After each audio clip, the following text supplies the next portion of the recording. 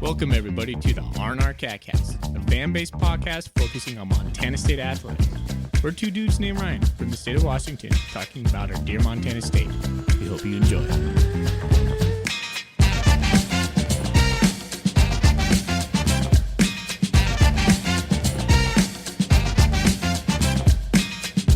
All right, welcome back, Bobcat fans. Thanks for joining us on another episode of the R&R Catcast, the Cat Griz episode of the R&R Catcast. Cat Griz.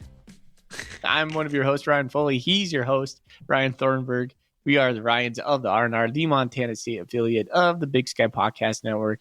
And we have a sweet sponsor, Gear Up Sports, a youth sports platform focused on solving the uniform and apparel headache for coaches. If you're a youth or high school coach and need uniforms or player packs, please contact them at www.gearupwithus.com and make sure to mention the R&R Catcast.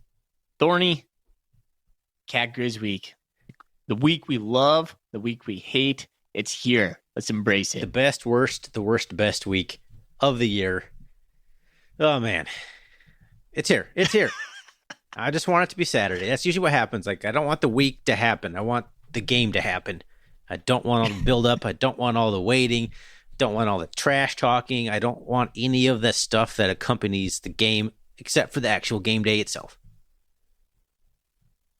You don't want the 10 podcasts that come out this week and everything that comes out on the media and all the prognostications and the predictions. It's blowing up this year because biggest Cat Griz ever is what everyone is saying. And I get that, but I also don't get that. Montana State Bobcat fan put it best. He is Bobcats46 on Twitter. He follows us and interacts with us. He says, this week there is more stuff to read and watch on the Cats and Griz than there is any other time during the year, and I don't read or watch any of it.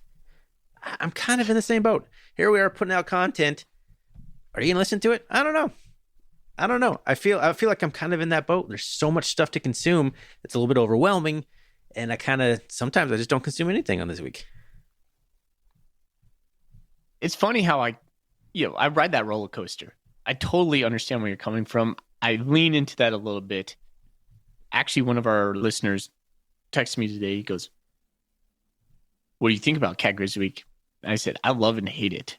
But most of the time, it's just, can we just get to Saturday?" Yeah. Because the hyperbole of the moment, the game itself, it feels like it's played in a vacuum. This whole week feels isolated out of reality to me. And to be honest, I'm just going to state it right now. The outcome of this game, I don't know if it matters that much. It matters to me, seeding. Other than that, I don't know. I think either team's getting a bye week regardless. And the Cats lost Cat Griz in 2021 and went to the national championship. You and I both discussed at length, if we'd have won the national championship game, I don't care that we lost to the Griz. Do not care. I don't care how much crap Griz fans will give you for the rest of eternity. They can't give you crap. You won the national championship. They beat you, whatever. Who cares? You won the ultimate goal. That's the ultimate goal for me as a Bobcat fan. Not beating the Griz. That's like goal number 2, maybe. Goal number 3. Big Sky Conference Championship maybe even supersedes that to me. I want to be I want to be nationally relevant, not just the best team in the state of Montana. Yeah. Oftentimes they're synonymous, but not always.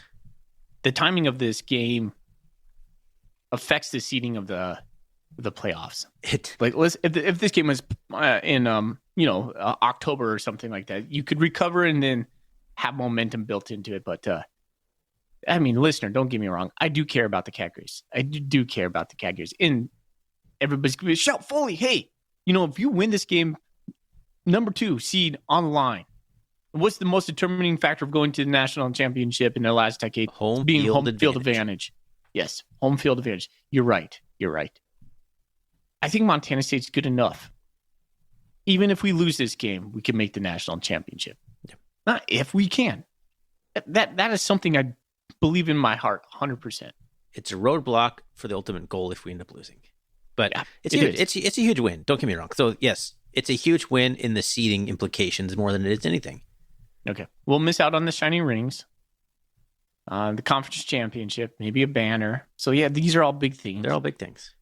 But when you take a holistic view at it, is losing this game super detrimental? Well, no, you're not going to miss the playoffs. No, you will not miss a seed. And so those two things, those are kind of really big things when you want to win the national championship, Thorny. So yes, I think no matter what happens for either team in this game, they're going to go into the playoffs and feel pretty good about themselves. Yeah. It's crazy. Man, we're just getting right into it. You mentioned though, like the last game of the season, if this game was like the week 3 or week 4, like both teams could be a top 4 seed. But since it's the last game, it guarantees that both teams won't be a top 4 seed every year. You could have number 1 and number 2 team in the country going to compete up against each other. The loser is going to get bumped probably down to 4 or 5. That's just the way it's going to go. It kind of sucks in a way because it's two great teams that have a chance to be hosting throughout the playoffs, and they will never get to do so because they play each other the last game of the season. Yeah. Crazy. Anyway. I was going to say maybe the Big Sky Conference can take a look at that, but I don't know. It's people call it the Super Bowl of Montana, the Brawl of the Wild. It adds to the game. What was it called? The Montana Power Classic at one point. Yes, the Montana Power Classic. Are you a brawl guy? We've talked about this. I don't really care. I call it the Brawl of the Wild sometimes. I know you're anti-brawl. No, man, I love the brawl. Oh, do you? I'm pro brawl. Okay. I like the brawl. I think it's a cool nickname. I know that people I think people get on it because they get defensive about people's perspectives of Montana. We're not just like this big wilderness that people are brawling in or something. I don't know. I think it's a cool name. It's a unique name. Just saying like the brawl. I don't know. I think it's cool. I like it. I don't think it's corny. I like it. I'm weird. I'm alone, I think, in that one. Cat Griz, I'm good with that. I'm still good with Brawl of the Wild. I'm good with Brawl. The only thing I'm not good with is Griz Cat. Yeah, that's stupid. Yeah, it just doesn't sound right. I get it, like if you're a Griz fan, but like it sounds like you're trying too hard if you're going Griz Cat. So, all right. Thorny, I'm going to try to pull this thing back, put us back on track, and kind of paint a picture for what's coming up. Ryan and I just railed against putting out too much content in. That's exactly what we're going to do this week. Tomorrow, we are going to record with Zach Levere, who's going to be joining us as a guest podcaster. And so we're going to give even more takes on this. But Ryan and I have become a little bit reclusive, and we've stopped inviting other people from other places to podcast with us because, hey, we just like talking with ourselves. We hope you like it as well. Here we go today. Here's what's on the docket. We're going to go into our normal show. We're going to break down what happened in the national rankings. We're going to talk about Coach Vigen's clothing, what he wore to his press conference, and anything else of important note from that. We'll talk about players of the week because we got 2 of them. Let's go. We'll break down a little bit of Eastern Washington. We'll probably touch on that. We got into that a little bit, mostly in the instant reaction show. It was a great win, not to be overlooked, but it's Cat Griz week. You know where we're going to go with this. This is going to be Cat Griz heavy. And then tomorrow, we're going to do another episode with Zach, and we'll talk more Cat Griz. We'll see if our opinions changed, what he has to say. And yeah, we're just going to put out 2 episodes. And if you like it, you like it. But we know a lot of you out there listen to us, and we appreciate you. Because this is so much fun for us. It's just, it fills my bucket to talk to you every week, Thorny. Absolutely. Because I think I need this at this point. Like being a Bobcat fan, just hashing this out over the night. It's part of what I love about being a Bobcat fan anymore. I think it's definitely reduced my time on Bobcat Nation having this outlet. Because otherwise it was Bobcat Nation. And I love Bobcat Nation, and I still post there a lot. But it's just nice being able to just talk. You know, one-on-one about these kinds of things. It'll be interesting to have Zach on tomorrow because, you know, we're a little bit of an echo chamber between you and I. We share the same opinions on a lot of things. So someone will come in and maybe have some different thoughts, different takes for you listeners out there. One thing I really enjoyed about being in this podcast that I never thought would happen was getting text messages from other people that we've bumped into. Players, parents, friends of the podcast, they send me messages. How you doing? What do you think about this? It just feeds my Bobcat, wanting throughout the week. And that's really cool. I really like the part of that. As long as it doesn't feed your ego, you're fine. I think it does a little bit of that for me. And that's okay. I like to have a little bit of an ego. I think that's okay. Nice. All right. Before we get into anything, though, I guess we have to talk about what's in our golden coolies. Yes, important this week. What's in your golden coolie? What's in your golden coolie is brought to you by Wilbur Ellis. See Shea Richter and Company over in Fort Benton for all your farming and fertilizer needs in the Golden Triangle. Foley, kind of doing a throwback a little bit here, kind of maybe a little bit of a curveball. I have Rolling Rock, the old green can, baby, because we're rolling. Green means go. Let's go. That's all. Like it, Simplicity, man. Sometimes you just got to go nice and simple. Rolling Rock was a personal favorite of mine in college. Paps and Rolling Rock. Big fans. Good for you, dude. Yeah. When you said Rolling Rock, I thought of North Hedges right away. Mm-hmm. Just went right to my brain. College, for sure. Yep. There you go. I have Black Butte Porter. That's a good one. It is a really good one. My wife was wanting a porter, and I was standing in the grocery store looking up and down the aisles. It's like, I can't buy the Sierra Nevada Pale Ale until we win. So can't buy a Moose Stroll this week. Nope, absolutely not. Can't even look at it. Yeah. So she told me she wanted the porter season. Black Butte Porter. There it is. Plus Brewing. Butte, Montana. Tommy touchdown there. See? Hey, there it is. I like it. Making all the connections for you. All right. There we go. I like it. All right, let's pop over to the FCS football rankings. Which I do not have up. I have it. South Dakota State is, let's see. Oh, this is coach's poll. I'm not going to make that mistake one more time. Let's see. Two times. Yeah, there'd be two times. Two more times. So South Dakota State still is number one. Shocker. The only team Furman's receiving a first place vote. No. What's that? I said they're the only ones receiving a first place vote. Yeah, they are. Furman's number 2. They're 9-1. And I love this because I kind of hope Furman gets the number 2 seed if Montana or Montana State doesn't get the number 2 seed. Because traveling to Furman, if we're on that same side of the bracket, heck of a lot easier than going through Brookings, South Dakota. Yeah. I'm just going to put it out there. I mean, you'd rather be 2 than 3 that have Furman come to you. Yes. But yes. There is worse potential travel places for a semifinal game than Furman. Yeah. The Grizzlies, number 3. Montana State, number 4. South Dakota, number 5. Idaho dropped to number 6 after losing to Weber. Oof. V's down. Sorry. Delaware up. Just looking at this. Because now we don't usually talk about other teams, but now it's getting to the point where seeding is going to kind of matter. So I'm just kind of looking who else is hanging out here in the top 10. Delaware. Blue Hens. 8-2. You know who's coaching Delaware? I believe they beat a ranked Villanova team, which is why they moved up in the polls. And no, I have no idea who's coaching Delaware. It's the same coach. I can't remember his name right now, but he coached Sam Houston State. Casey Keeler? Yeah. He's back at Delaware? That's where he came from, I believe. Correct. He went from Delaware to Sam Houston. He went back to Delaware. I didn't know that. It's funny. Yep. Fighting Blue Hens. Sac State was 9. They're up to 8 after squeaking by Cal Poly. North Dakota State's up to number 9, so they're in the top 10. They were up at 12. Just hanging out back there.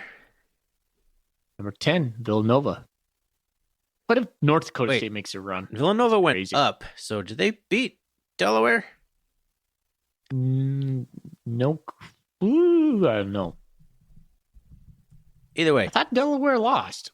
Well, maybe they did. But they went up, I thought, in the polls. This game may have happened 2 weeks ago, Villanova, Delaware. Oh, yeah. Well, with with Idaho losing, everybody kind of shuffled. Feels like up a little bit in the top 10. Oh, so Nova and Delaware play on Saturday. Oh. So that's an interesting matchup right there. Yeah. Delaware fighting for a top 8 seed. Nova, Nova goes 9-2. They're probably top 8 seed. They'd be the highest ranked CAA team. So I think you'd have to give that best CAA team a spot. It's going to get real interesting. Gonna get funky. There's some big games here. North Dakota State plays somebody good, I think, as well. I don't know who it is, but they play somebody ranked, I think, too. Could it be South Dakota? No, South Dakota beat them already. No, they play either play Northern Iowa. Oh. Yeah. Where are they at? They lost, so they fell down to 22nd. So UNI 6-4 needs a win to go 7-4. If they beat North Dakota State, they'll probably get in at 7-4. I don't know. They need it. So that's an interesting game. Both teams playing for a lot there. I don't want NDSU to have a seed. I want NDSU to go 8-3 and have to travel somewhere, anywhere. Because even last year, they got lucky and had home field advantage all throughout the playoffs. They got somehow seated above the Bobcats, which was baloney to start with. And then, what was it? Like, Incarnate Word beat the 2 seed? Incarnate Word beat Sac State, which gave NDSU another home game. I think that's what it was, because Sac State was like 2 or 3 seed last year. Yeah, they were the 2 seed. What was Montana State last year? Were we 4? Because that would make sense why we went to SDSU. I don't remember, though. Yeah. You may have been higher. No, we were... Yeah, we must have been 4. Anyway. I think we can go as high as 3 this year. I don't think we'll get number 2. Worst thing that can happen to the Cats is we win and we get the 4 seed somehow. Then we go back to Brookings in the semis. That would piss me off. But yeah. I could see it happening, which makes me mad. Would you rather face the Bison, or excuse me, not the Bison? Would you rather face them in the Jackrabbits in the semis, or would you rather face them in the national championship? National championship.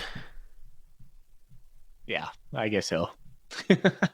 Because you can make the field neutral, if not pro Bobcat, and it's not going to be the frozen tundra in Brookings. Yeah, that's a good point. Good point. All right. They're your FCS rankings. They matter right now. They do. Okay. Well, get into the presser and when Coach Vegan was wearing. And now, Bobcat fans, it's time for F&F Fashion Watch, brought to you by Foley and Fisher, the only two that seem to really care what Brent Vegan is wearing at his press conference. Coach Vegan had a navy suit on, white shirt.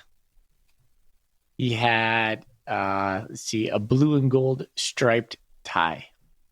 So, I think Roger screenshotted it and took a picture and put it on Twitter. So I saw it. Looked good, man. Looking good for Cat Griz. Nice Bobcat situation going on there. I like it.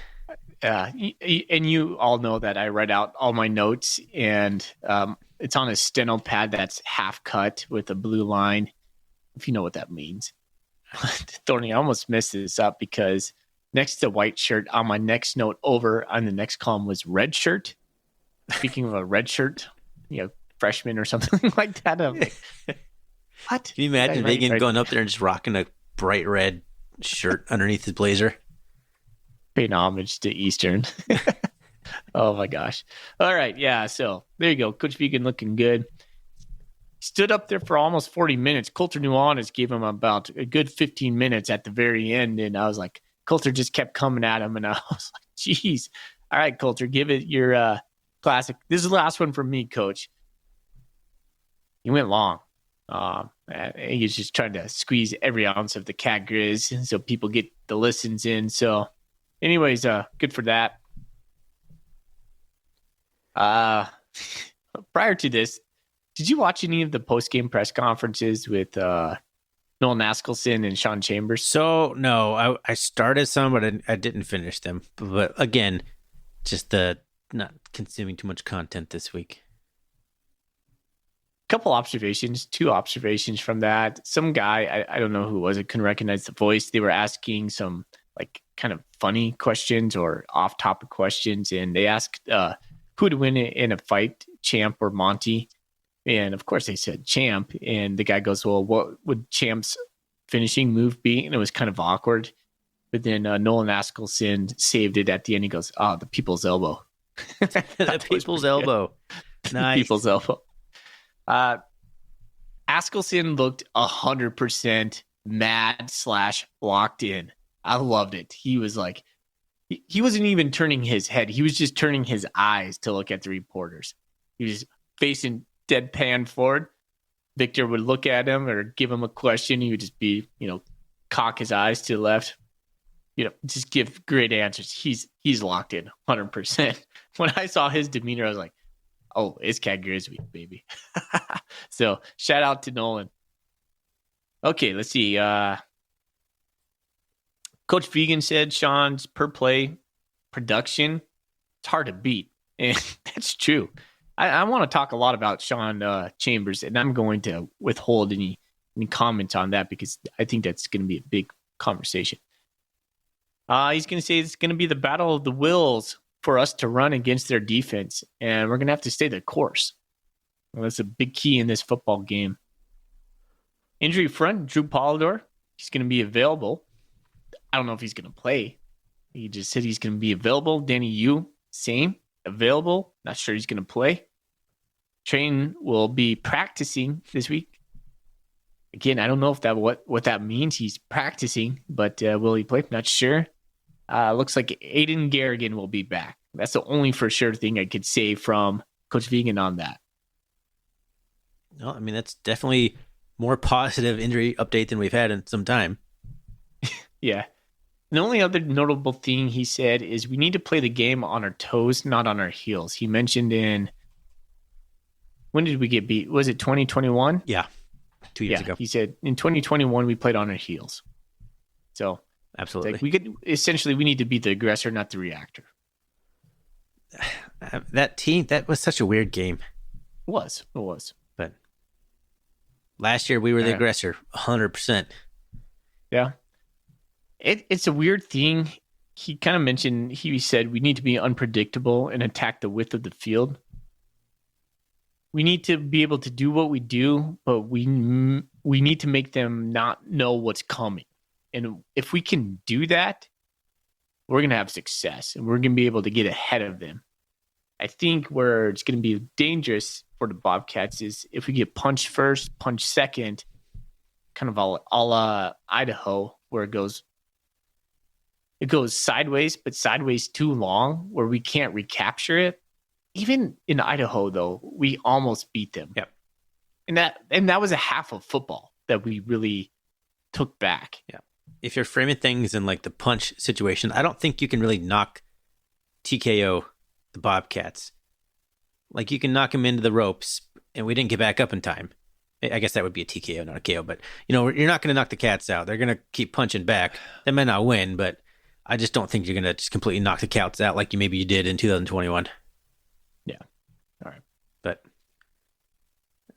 it was a good press conference. I listened to the whole thing through this time. It's been a minute. In fact, it might be the first time this year that I've done so. Yeah.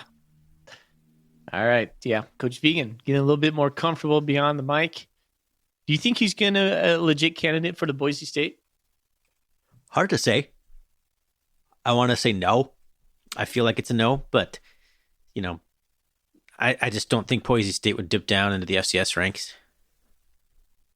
Yeah. They'd rather get a coordinator from P5 school who has no head coach experience than a really winning head coach from the FCS Big Sky. Bad timing, right? Is this a distraction for Montana State? I don't think so. But, you look back at the national championship in 2021. Oh my gosh, who was our defensive coordinator at the time? Kane Ione. No. Freddie Banks. No. Oh yeah, Freddie Banks. That's So right. Freddie Banks had either accepted the job or was like basically come down to him as a finalist like a week or two before the national championship game. And was that a distraction? Who knows? But didn't have a good performance. But we also, Tommy got hurt like on the third play from scrimmage or something. So hard to say.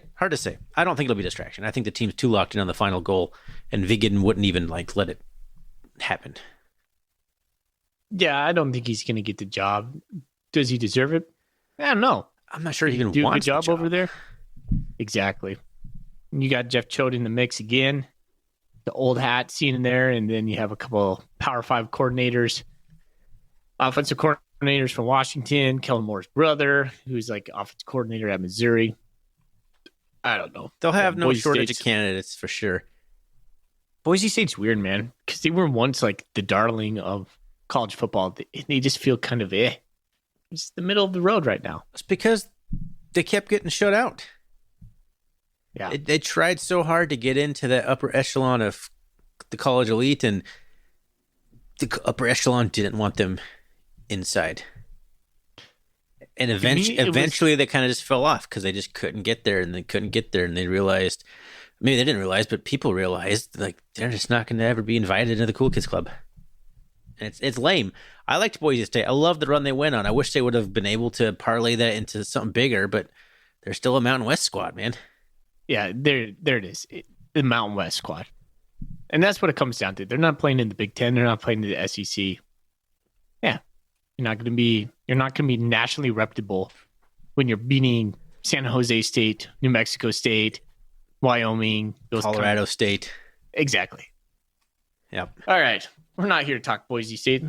We're here to talk Montana State beating Eastern in the Cat Griz. We've hardly mentioned a peep about this so far. We are 26, borderline 27 minutes into this podcast. We've like, oh yeah, by the way, we beat Eastern Washington. Kicked their butts. Kicked them. The butts off of them. I know what you're thinking right now.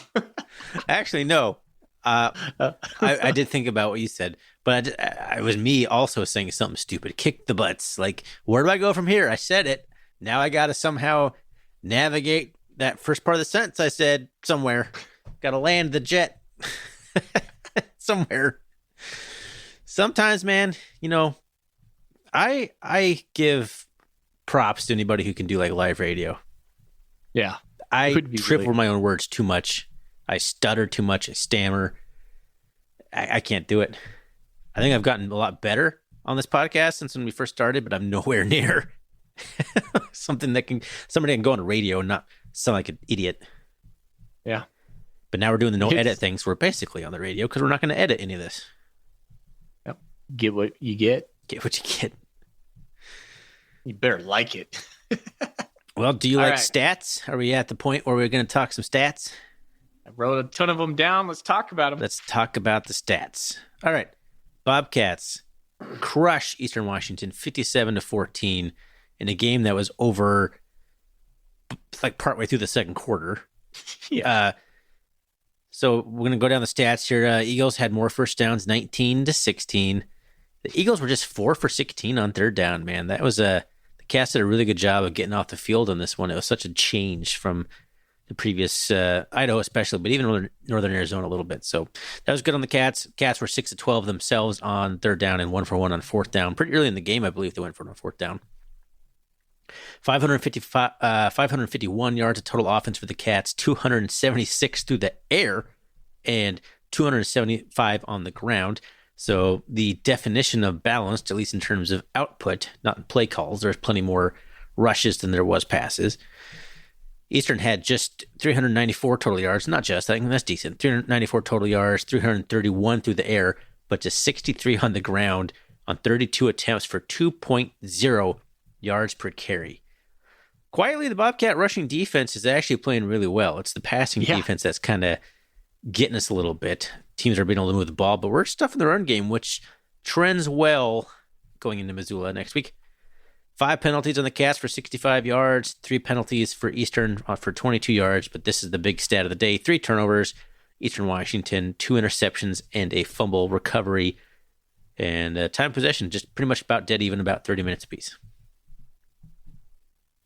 Eastern had 8 punts for 347 yards. We had 5 punts for 258.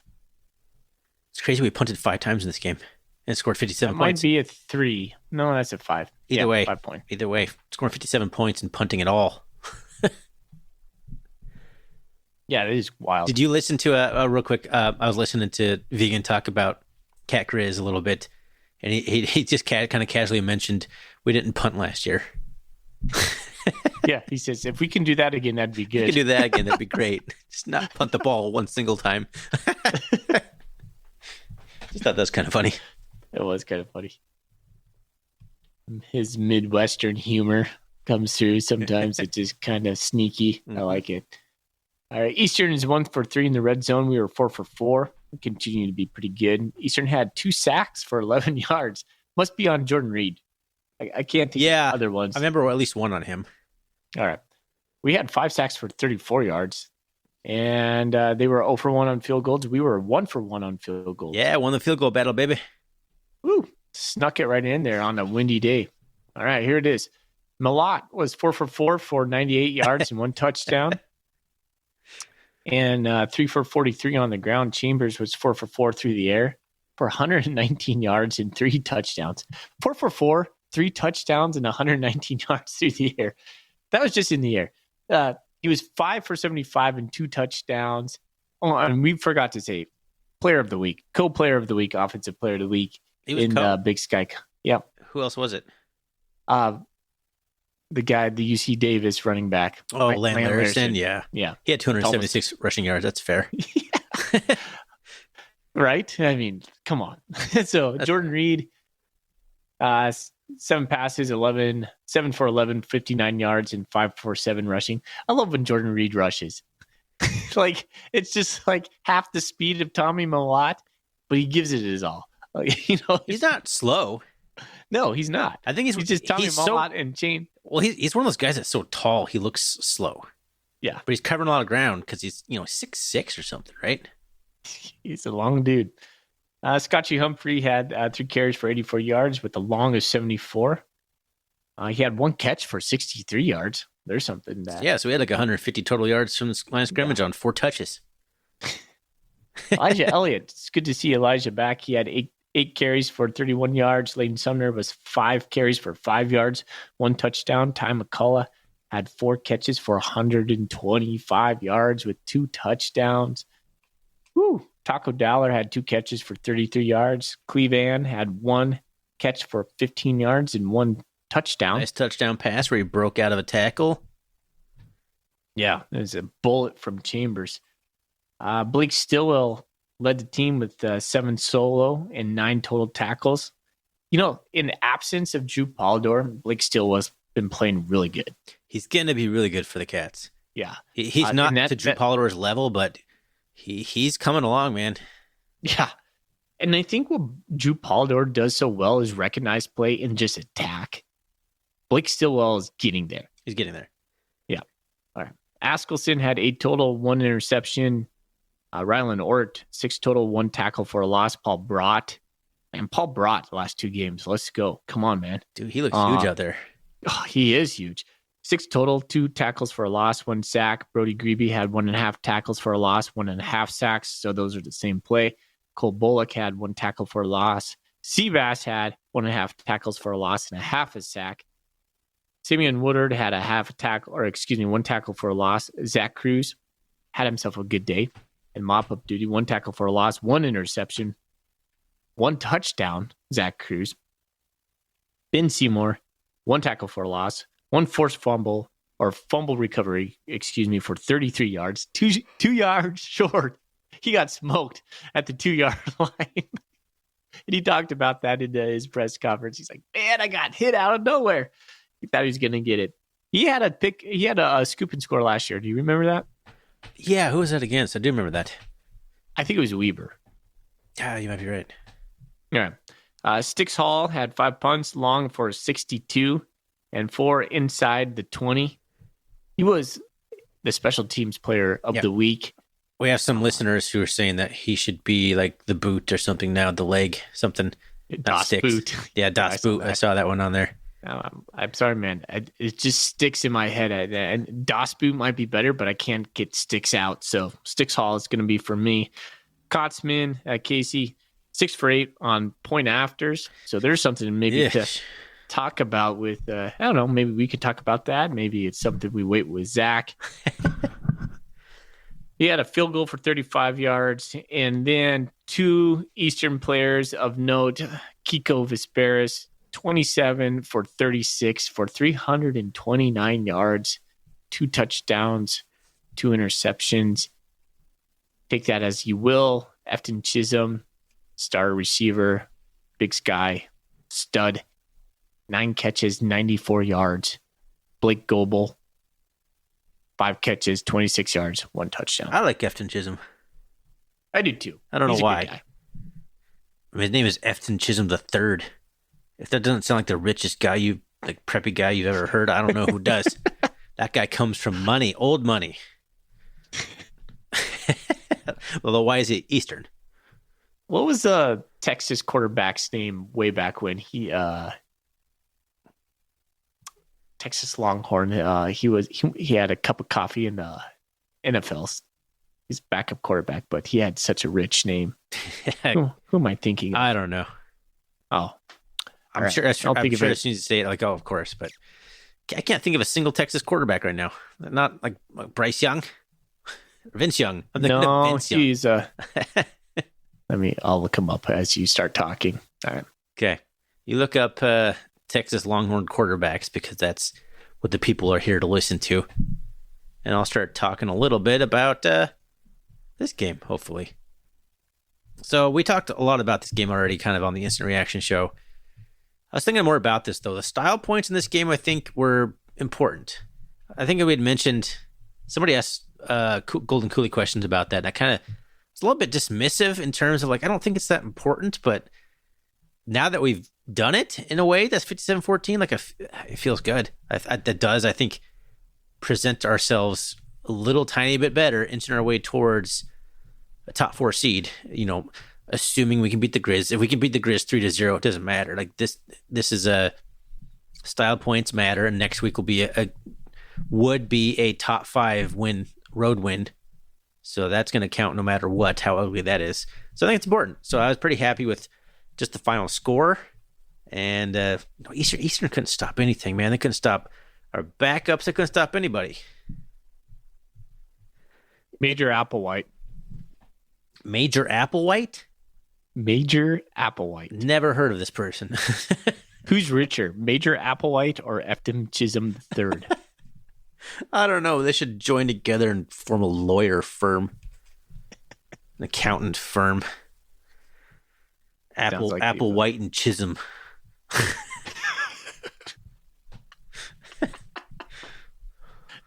That's Esquire. like old plantation owners or something. Come on. Jeez, those are some names. Okay. All right, sorry. Let's see. Hey, beating Eastern is always good. Always good. But like you said, Tony, I do believe when it comes down to seeding, I think the playoff committee is kind of like, what have you done for me lately kind of feel? Because that matters. It does. Whipping Eastern at home matters. And when we can buy someone matters too, but not in a good way. Yeah, if you're competing with a team like Furman, who's going to potentially have one less loss than you, but a weaker strength of schedule, but they've been Furman hasn't been winning big. They've had a weaker schedule, and they're not really winning by a lot. So if you have a better schedule, one more loss, but you've been blowing teams out, I mean, that might be the tiny little, push you need to get over the top of Furman to jump them in the seeding. So maybe it can't hurt. I'm tired of these Furmans and Delawares of the world where you're like, would Furman hold a candle to Portland State? I mean, I don't know, man. It's easy to sit here and say Furman would be middle of the pack in the Big Sky or something, but I don't know that.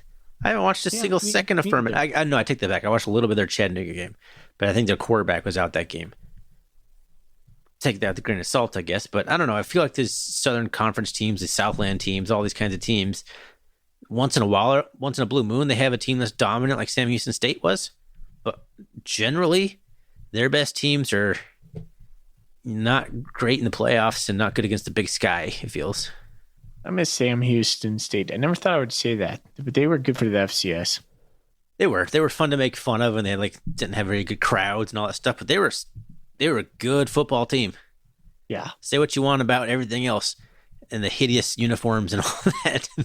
They could play some football, and they were consistent, man. They were good every single year. They're in the national championship games against North Dakota State.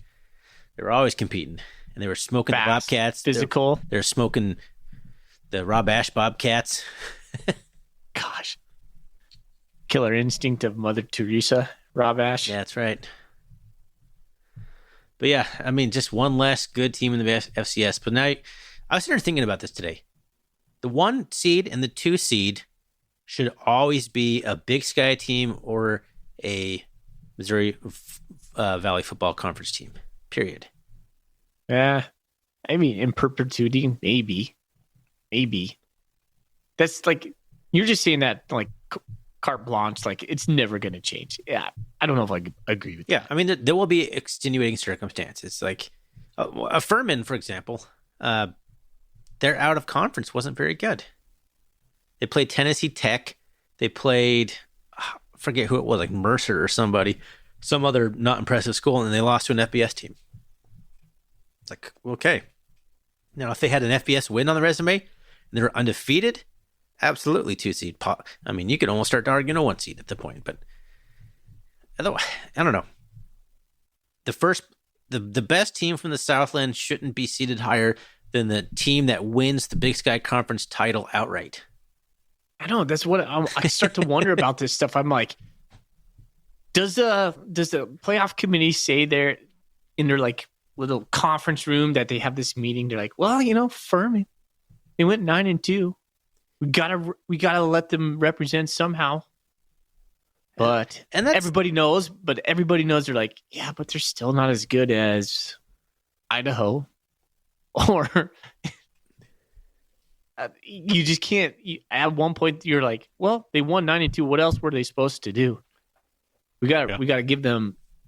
But everybody knows they're not as good as maybe the top third of the Big Sky. I mean, that's what the FCS is supposed to be about. So it's a little hypocritical of me to talk about this, hating on the FBS because only the elites make it to the playoffs, and then here rallying for the exact same thing in the FCS. I think that's where strength of schedule comes in. That's where you really have to look and put a lot of weight in strength of schedule. And if you don't like that, then play a better schedule, be in a better conference. I don't know what to tell you. You gotta. I mean, and the FCS is weird too because there's money games, but not every team has to play a money game. So it's like punishing the teams that don't have the finances, so they have to go lose to an FBS school. So that's why the committee kind of throws those out. So that's weird then. So okay, if you throw that out, then Furman's going to end up 10-0 if you're not counting the FBS loss. Yeah. So that's should they be number 1? Another thing to consider. But then, you have one less win than South Dakota State. It's weird. It's a weird thing. I don't really envy the committee. Nope. We can rail on their final decisions and all that stuff, but it would be hard. Let's talk about that next week when we have the playoff selection in hand. Yes. Okay. Keeping on the Eastern Washington game, another big positive for me in this game was taking out the starting offense in the beginning of the second half. Tommy was out, Chambers was out. I don't know who we were rocking at quarterback. Did Scotchery go the whole second half? I know Julius Davis only had 5 carries. He didn't even play in the second quarter hardly at all. We took him out pretty early on. I stopped keeping track, man, to be honest with you. I saw Jordan Reed got in there. I'm surprised Chance Wilson didn't get any play or somebody else. I was hoping to see a different quarterback. But I disagree. With the propensity, not the propensity, but our starting quarterbacks, one of the two is almost likely to get hurt in the playoffs. Right? It's just we haven't gone an entire season. Even say anything like that. We haven't. We've had 2 seasons of Sean and Tommy both being Big Cat and Little Cat, and they've both missed chunks of games, multiple games each. So you need a third guy ready to go. You can't be messing around. If Jordan Reed's the guy you want to be the third guy, He needs every single rep, not Chance Wilson. No, they're not going to do that. They're not going to mix any other chilies in this season. Yeah, if Sean Chambers go down, Malot's going to go stem to stern. Malott goes down, Chambers is going to go stem to stern until they can't. Fair enough. But you just have to, I mean, you got to have a guy ready to go. So I don't know. I get what you're saying. All right. And that's the most likely answer, but I prefer to put all the chips into one guy at this point. Chance will have plenty of time. Well, here's my thought on Eastern. We took their souls early, and it felt great. I didn't even get to watch the game for the first half, and my phone was blown up. I was like, how are we doing? We're looking dominant. Every 5 minutes, I was like, oh, man, another touchdown. Go Cats.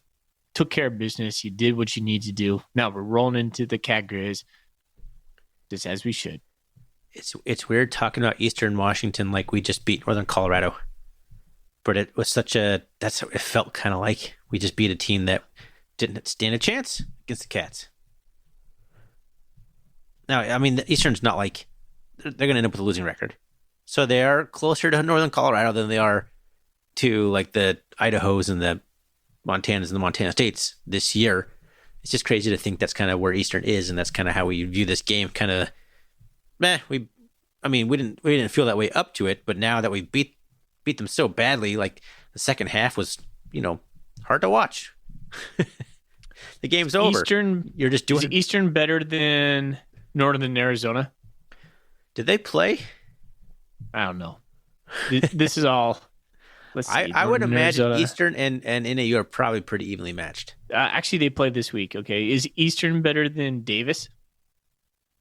No. You don't think so? No, not if Lan Larson's healthy anyway. Okay. I mean, UC Davis has a chance to make the playoffs. I'm not impressed with Davis. No, they're not a good football team, but they might finish 7-4, which is they'd they have the easiest schedule. This goes back. This is why we do this podcast. We rank their schedule by far the easiest schedule. That's why I picked them to go like 8-3, and they could finish 7-4 and not be too far off. I didn't have them losing to NAU. Other than that, they're kind of on schedule. Like, if they beat Sac State, that'll be a top 10 win on their resume, 7-4. Yeah, and I feel like Sac is trending down right now too. So that could be that Causeway Classic is going to be a matchup. How about Weber State? Just looking at my schedule right now. Sorry, I wanted to get too off tangent. Excited about Weber State right there. Woo! You're probably more excited about anybody else. Ogden has been excited about Weber State. Gosh, after going to the Kibbe Dome, oh man, the interactions I had at the Kibbe Dome, losing and then coming home and getting COVID all within a day was just a bad experience for me. Yeah. So I don't know. Yeah, that was a huge win because for number one, it sets up the showdown that we have here on Saturday in Missoula, but it takes out a top 4 seed. Yeah. So you're thinking like Idaho's going to win out. So then the Cats, if they win out, they could get the 4 seed. And I know I said they could still get the 4 seed because I don't think it's going to happen. I just feel like I have the sinking feeling that somehow we end up with the 4 seed. But Idaho not there. Like I don't see that. I don't see how the Cats don't get the 3 seed. Because otherwise it could have been, South Dakota State, Furman, and or Idaho, and then flip flop those, and then the Cats at number 4. But now with Idaho out of the picture, I think the Cats could get number 3. So that loss was big. Idaho losing at Weber was a big loss. And they got Idaho State, man. They should handle them, but that'll be interesting to follow. What would happen if they lose to Idaho State? Then they're what? Yeah, I'm looking at their record right now. They're 7-3. They'd be 7-4. They'd be 7-4, just like UC Davis. Bubble team at that point. With the top 10 win, just like UC Davis. They'd have the FBS win. So if you had to, if somehow it came down to choosing between Idaho and UC Davis for like a final spot from the Big Sky or something like that, I think Idaho would take it. Yeah. Although they would have lost 2 in a row, though. against two non-playoff teams. I don't know. I don't know, man. That would be close. That'd be crazy, man. Idaho, top 4 seed, like all year long. They drop the final 2 games. They get knocked out of the playoffs. It's possible. It's possible. Yeah. The Riverboat Gambler. I know. Sac State going to make the playoffs, Thorny? Yeah, I think they'll beat UC Davis and get a seed. Okay. Get a seed? Yeah. They're like, what, they're ranked number 9? They'll get like the 8 seed or something. Going in with the freshman quarterback, been on the bench. Yeah. All right. Fair enough. All right. Hey, you want to talk anything Cat Griz, or you want to mention any Golden Coolies, or do you want to save that for tomorrow? I think I said the Golden Coolies for tomorrow because it'd be fun to have someone else answer some of the questions. All right. And sounds good. We could kind of let him take some of them and maybe get a little bit of comments, but it'd be kind of fun to have him take them. All right. I didn't know how this episode was going to go, but we're 50 minutes into this already, so we could call it here. Okay. And actually, we ended up talking a fair amount about the Griz. Not a lot of matchups or anything like that, but kind of some bigger storylines and some kind of key things a little bit. But we haven't actually talked about the game. So this could be a good place to stop it and talk. And then tomorrow with Zach, we can talk nothing but the game and answer some Coolie questions. Sounds good to me. Let's do that. Let's do that. So, all right, anything else you want to say about Eastern Washington Cat Griz week? Because that's kind of what we talked about tonight. Anything else you want to say? Thanks for listening. Like Thorny, you might be checking out this week, just waiting for the game. But if you're listening to us, and we appreciate it. I think Ryan and I feel a lot more comfortable on this podcast than over the last 5-6 years as we've done it. And maybe sometimes we come across as too comfortable, but hey, thanks for the ride. I appreciate it. Yeah, I'm not wearing any pants. It doesn't get more comfortable than that, right? Yeah. He's been doing that for a couple seasons now. All right. Well, thanks for listening. And fully, you're right. We just appreciate everyone who's been listening since the beginning, since this episode, Sponsor. Whenever you started listening to us, we appreciate it. Thanks to our sponsors, Gear Up Sports and Wilbur Ellis. You can always find us on the web, rrcatcast.com. You can find us on Twitter, rrcatcast, Instagram, which Zach's kind of handling now, at rrcatcast. And fully, let's get out here before we talk about the Griz. So the final non-Griz chat, I guess. I'm rambling. Go Cats. Go Cats. Go Cats.